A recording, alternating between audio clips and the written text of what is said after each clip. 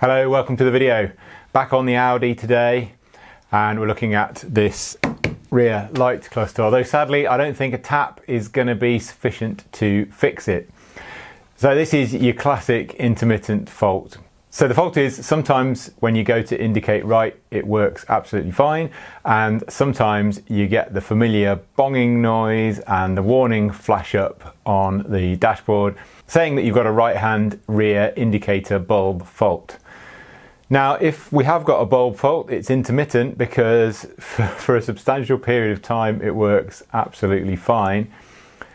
This is a classic intermittent fault because as soon as I even thought about getting the camera out to make a video about it, it went away, and it's stayed away ever since. But I know, and you know, that it's going to come back.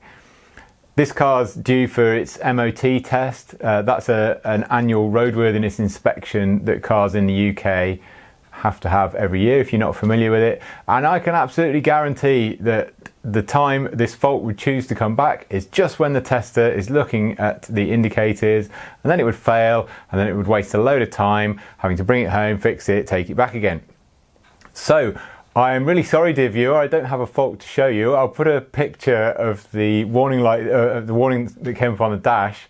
I suppose, so, you know, I'm not completely making it up, but we're going to have a look, see what the problem is. I think I've had a fair old guess at what the problem is, and so hopefully we'll be able to fix it. At this point, I'd like to just say it feels like this is becoming the Audi A3 channel at the moment. It's not intended to be, but I guess just a lot of things have cropped up recently on this car that I have felt would make good videos. So I am still doing a whole range of other stuff which will hopefully come out in due course. But yeah, a lot of content featuring this car at the moment. Let's get on with it then, shall we?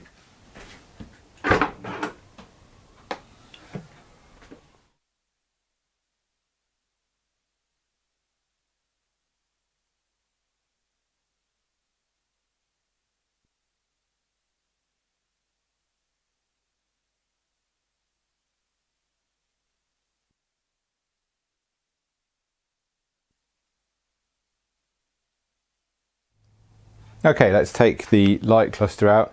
We've obviously taken the nut off the stud here, you'll see that in a moment, and then we've got two little buttons on the light cluster that go in to the body that way, so the light needs to come out basically towards the camera rather than be slid backwards. I think that was the bottom one.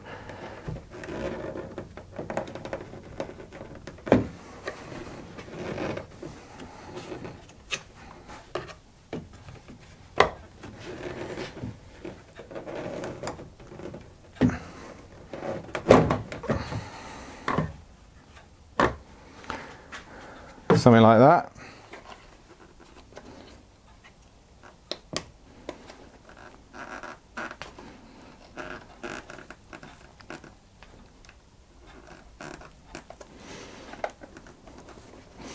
Come on.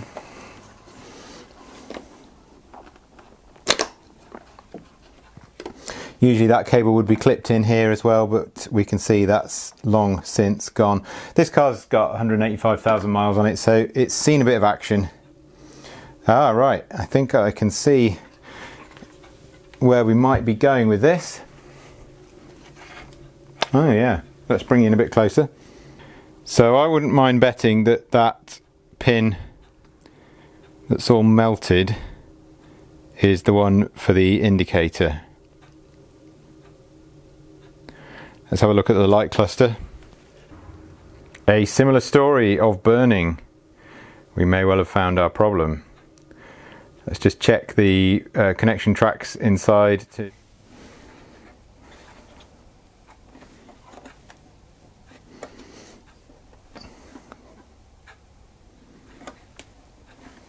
Well, they seem to be done up a damn sight tighter than they need to be. But anyway, I shall use the trusty 2p coin.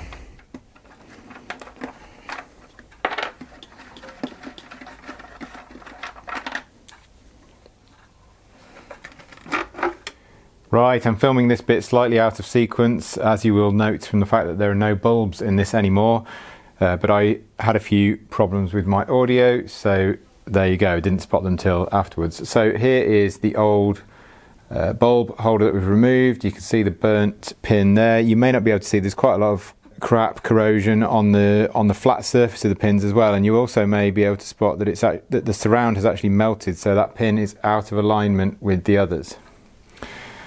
So if we turn it over,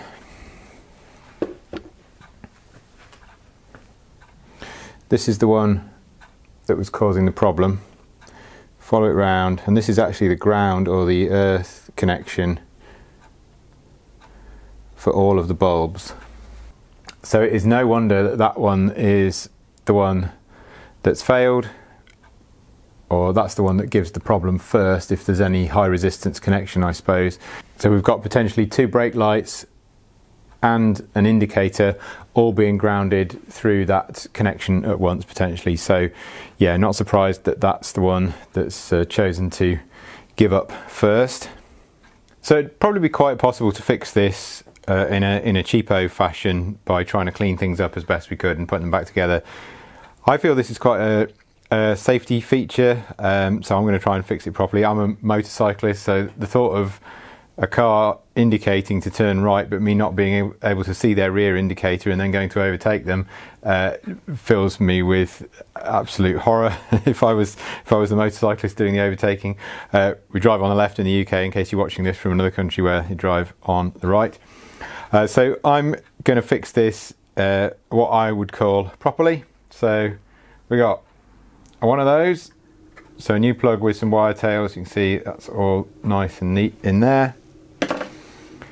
And one of those. Now this one's black instead of white clearly, but it is the correct part with the correct number of bulb holders in the right places, etc. So let's do the easy bit first.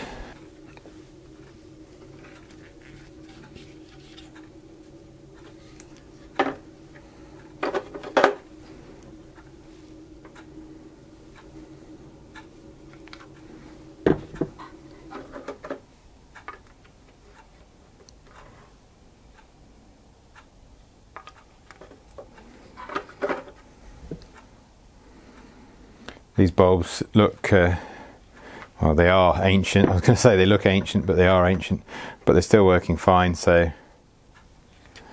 let's leave them in, shall we?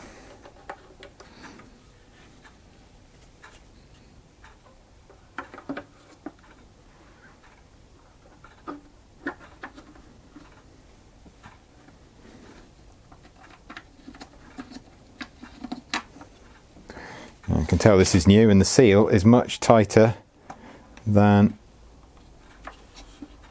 the old.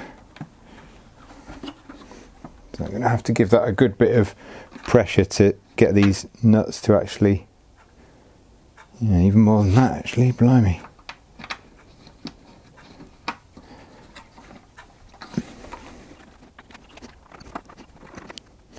Interesting. Do just bear with me a moment.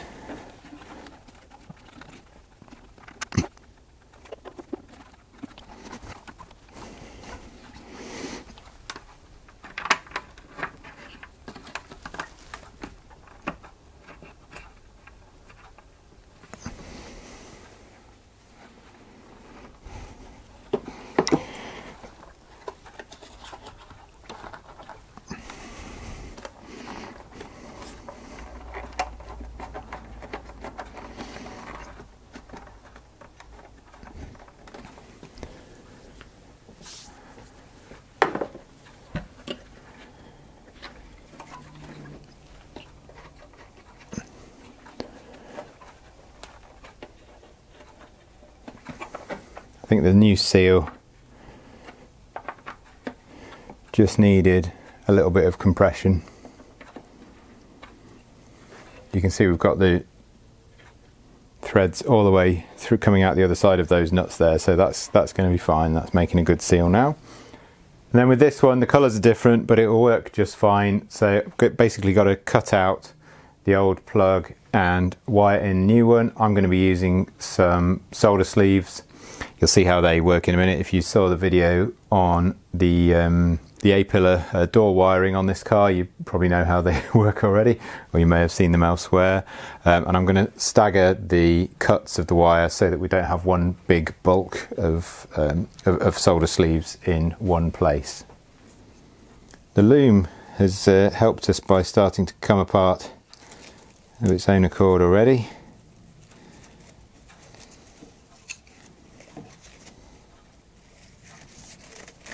No, there we go, off completely.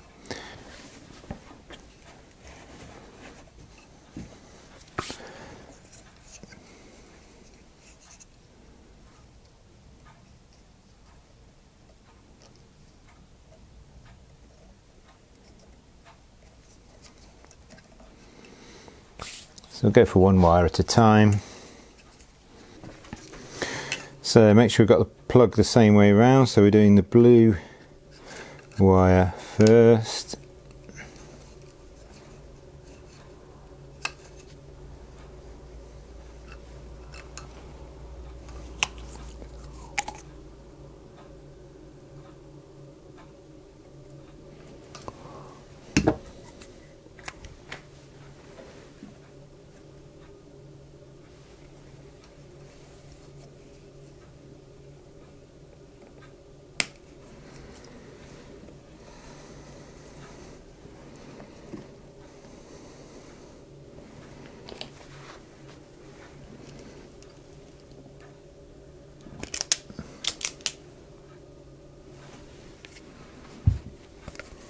So obviously you don't have to use these solder sleeves, you could use crimp connections, you could just solder the wires and then use some normal heat shrink. It would probably be best to use some heat shrink with some adhesive in,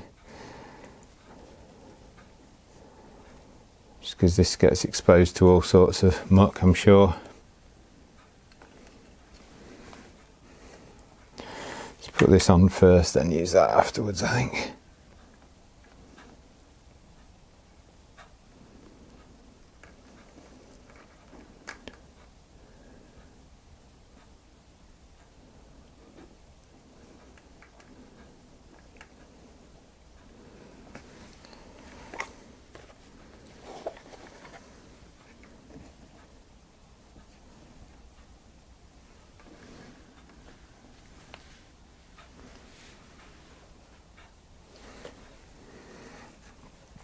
So hopefully you can see my setup okay there. I'm using these just to hold the wires in place while I heat them up. And now I'm going to try and hold it at an angle where I'm not overheating the plastic of the bumper or anything else. I had that cloth there to protect the paintwork, but actually it's getting in the way, I'm afraid, as are the rest of these.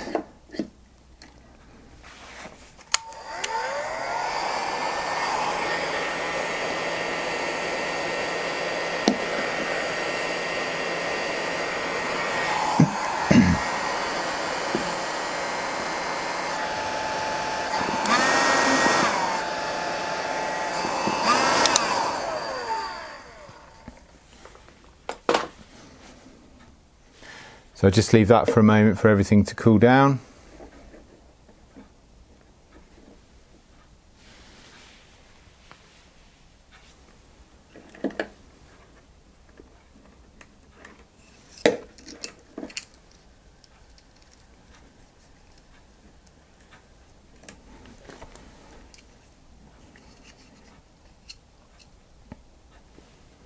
So I hope what you can see there is that the solder has melted and joined the wires together, and then the adhesive in the heat shrink sleeve has sealed the ends so that hopefully moisture can't get in. So I'm going to crack on and do the same with the other 1, 2, 3, 4, 5 wires. I won't bother videoing that because it will be exactly the same. So you can see all 6 connections made, roughly staggered, not perfect, but pretty good. So it's going to be able to lie fairly flat when I've taped it up, which is what I'm going to do now. I'm using some amalgamating tape for this. I'm quite a big fan of this stuff.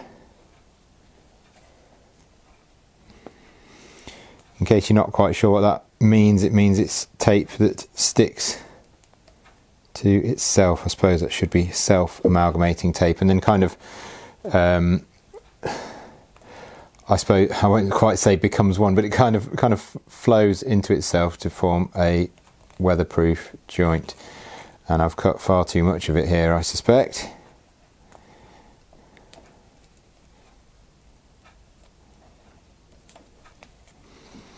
You can give it a good old stretch as you're putting it on.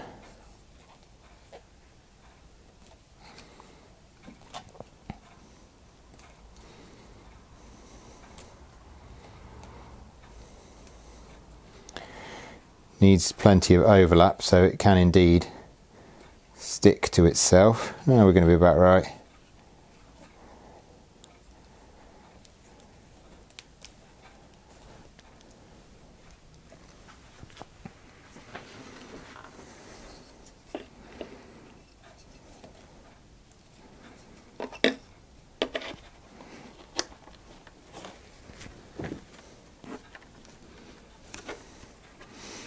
I guess we could even use the actual clip now we've got one. There we go.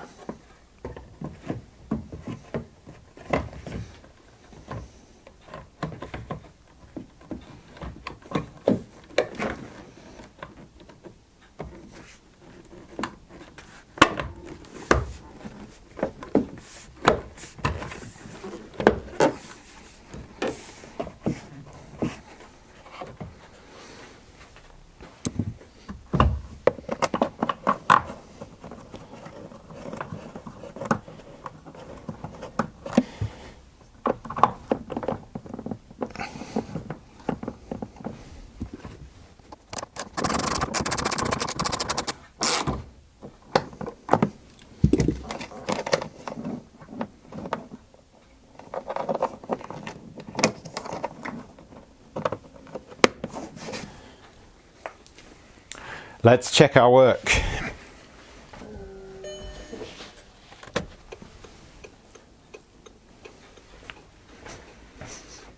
Oh, it's a strong start.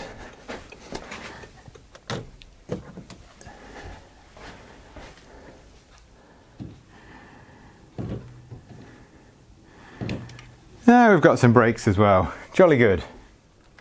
Right, did any of you spot my mistake? Well, I don't know whether it is a mistake or not, but anyway, I guess I'm trying to be a details kind of guy, or I am naturally anyway, so I spotted it. So I was looking at this one after I'd fitted this back to the car, and I noticed this little plastic cover, which appears to be, if we can remove it,